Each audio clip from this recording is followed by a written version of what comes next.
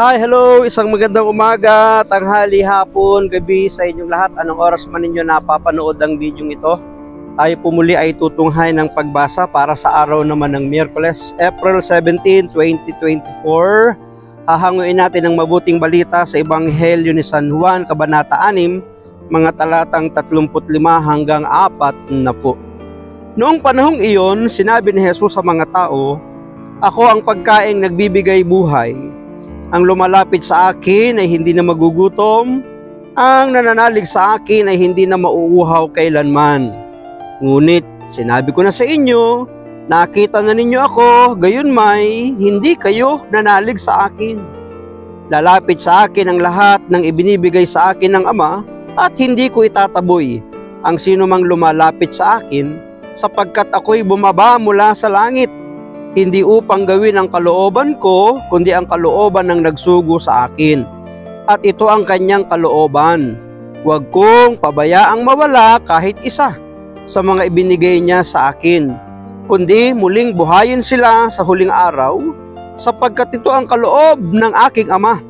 Ang lahat ng makakita at manalig sa anak ay magkaroon ng buhay na walang hanggan, at sila'y muli kong bubuhayin sa huling araw."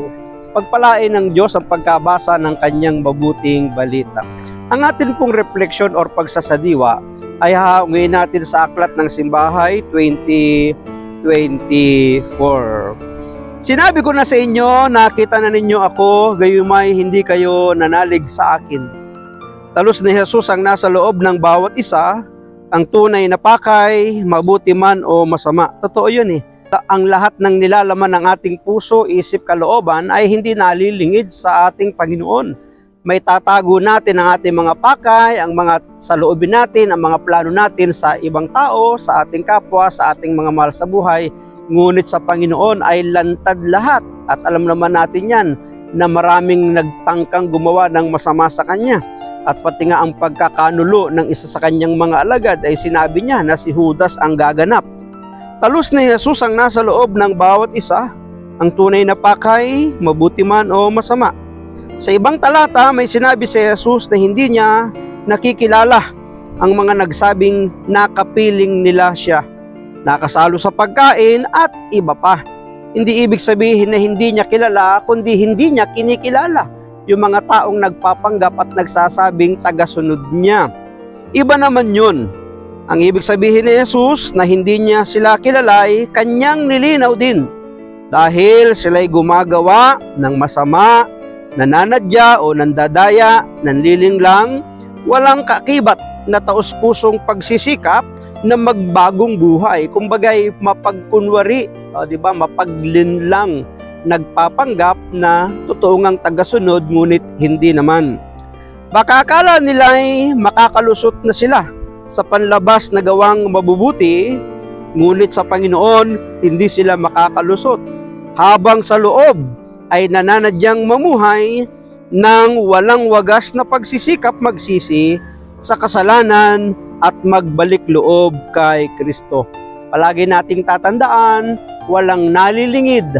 Lahat ay lantad sa ating Panginoon, kahit sa pusikit na kadiliman, ang ating mga masasamang plano at isipan, lantad yan.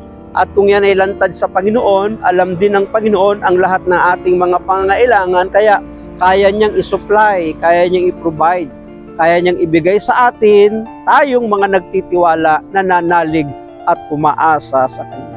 Pagpalain tayo ng ating Panginoon. Ang akin lang palaging sambit, I love you with the love of the Lord. Bye-bye and bye-bye.